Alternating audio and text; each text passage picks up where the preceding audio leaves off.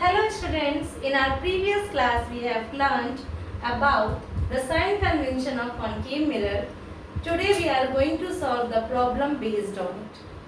Okay, the problem is if an object of height 10 cm, एक object है जिसकी ऊंचाई कितनी है 10 सेंटीमीटर की, वो प्लेस्ड किया गया है कितनी डिस्टेंस पर 36 सेंटीमीटर की डिस्टेंस पर एक कॉन्केव मिरर से जिसकी फोकल लेंथ कितनी है 12 सेंटीमीटर। हमें क्या फाइंड आउट करना है? Position, nature and height of the image. चलो पहले क्या कर लेते हैं, डायग्राम ड्रॉ कर लेते हैं जिससे कि थोड़ा सा आइडिया हो जाए। यहाँ पर हमारे पास क्या क्या इन्होंने वैल्यूज दी गई हैं ये भी लिख लेते हैं। लाइक 10 सेंटीमीटर हाइट है ऑब्जेक्ट की, ठीक है, और कितनी दूरी पर रखा गया है, यानी कि 36 सेंटीमीटर पर रखा गया है जो कि यू दिया गया है। फोकल लेंथ हमें दे रखी है इन्होंने 12 centimetre. This is the principal focus, this is the focal length 12 centimetre अगर दी गई है तो students you are very much aware about that जो डबल होता है इसका, अगर हम फोकल लेंथ को 2 से मल्टीप्लाई कर दें तो हमारा सेंटर ऑफ कर्वेचर होता है, it means it is just double. तो ये 12 2 से 24 यानी कि यहाँ पर आपका 24 रेडियस ऑफ कर्वेचर है, बट ऑब्जेक्ट 36 सेंटीमीटर में रखा है, it means it is beyond the C.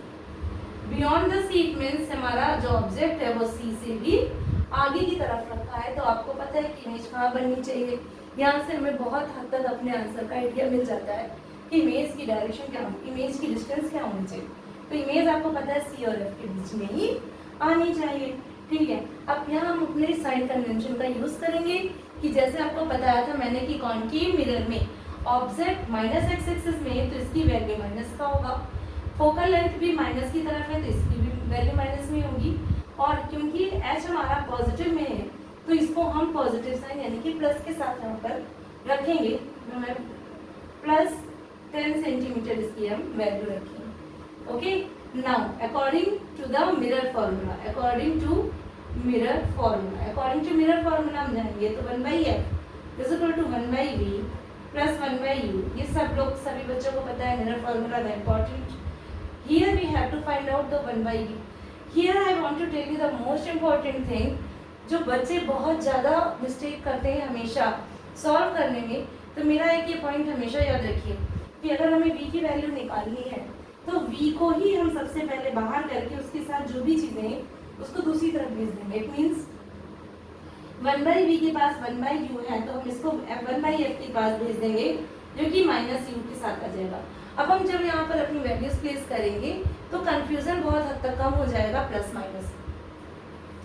Here 1/f, f की वैल्यू आपने देखी है कि माइनस की 12 सेंटीमीटर है माइनस, और 1/u की वैल्यू आपने देखा माइनस का 36 सेंटीमीटर। तो माइनस का 1/12 वो माइनस माइनस हो गया 1 प्लस, और ये हो गया। Here we will take the LCM which will be 36 और माइनस 12 12 3 is 36 प्लस 36 बन जाए 36, तो माइनस का 2/36 यानी कि 1/v की जो वैल्यू होगी वो आएगी माइनस की 2/36। तो यहाँ पर हम निकाल सकते हैं कि v की जो वैल्यू होगी वो माइनस का 36/2, तो v is equal to minus का 18 सेंटीमीटर होगा। अब हम अपना रे डायग्राम पूरा कर लेते हैं कि पहली रे ऑफ लाइट जो प्रिंसिपल एक्सिस की पैरेलल गई वो फोकस से ही रिफ्लेक्टेड बैक होगी, और दूसरी रे ऑफ लाइट जो एफ से जाएगी वो प्रिंसिपल एक्सिस की पैरेलल हो जाएगी, और जहाँ एक दूसरे को इंटरसेक्ट करेंगी रिफ्लेक्टेड रेज वही इमेज बनेगी। तो इमेज की डिस्टेंस होगी हमारी 18 centimetre, more than 12 and less than 24, it means between C and F we will get our image between C and F, यानी कि हमें अपनी इमेज कहाँ मिल जाएगी, सी और एफ के बीच में। तो here is the answer, the position हमने निकाल ली।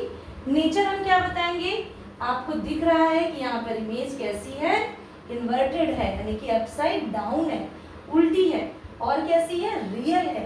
जब दो रिफ्लेक्टेड रेज सच में एक दूसरे को इंटरसेक्ट करती हैं तो रियल इमेज का फॉर्मेशन होता है, और ऑब्जेक्ट से क्या है, छोटी, ठीक है। जब तक ऑब्जेक्ट सी से बियॉन्ड रहता है इमेज ऑब्जेक्ट से छोटी बनती है। जब ऑब्जेक्ट सी पर रख देते हैं तो इमेज ऑब्जेक्ट के इक्वल बनती है, इक्वल साइज बनती है, और जब वो सी से आगे जाने लगती है तो इमेज की जो हाइट है वो ऑब्जेक्ट से ज़्यादा होने लगती है। तो यहाँ पर अभी स्मॉलर देन ऑब्जेक्ट। अगर हम नेचर की बात करें नेचर जो बनेगा हमारा इमेज का, तो सबसे पहले तो होगी real, number 2 it is inverted, image will be real, image will be inverted, and image will be smaller than object. तो यहाँ हमने नेचर निकाल लिया, पोजीशन निकाल ली. Now we will have to find out the height of the image. अब हमें क्या निकालना है? अब हम निकालेंगे इमेज की हाइट कितनी है. तो हमें ये फॉर्मूला पता है कि h upon h dash upon h is equal to minus B by U, और हमें ऑब्जेक्ट की हाइट, इमेज की हाइट निकालनी है, यानी कि h dash is equal to minus B by U into h. अब सारी वैल्यूज पुट कर देंगे. माइनस b की वैल्यू हमारी आई थी माइनस का 18 और u की वैल्यू हमारी थी माइनस का 36. तो माइनस का 36 और h की वैल्यू इन्होंने दी हुई है जो कि पॉजिटिव में है 10 सेंटीमीटर. तो यहाँ से निकालेंगे ये minus minus plus 18 by 36 into 10. Okay 18 और ये माइनस माइनस प्लस हो जाएगा, और यहाँ पे माइनस का 36 अभी है. 18 वन 18 2 36, तो माइनस 2 5 10, तो माइनस का 5 centimetre. The height of the image will be minus का 5 centimetre, just half of the height of the object. Object की हाइट 10 सेंटीमीटर थी, तो इमेज की हाइट कितनी होगी? माइनस का 5 सेंटीमीटर.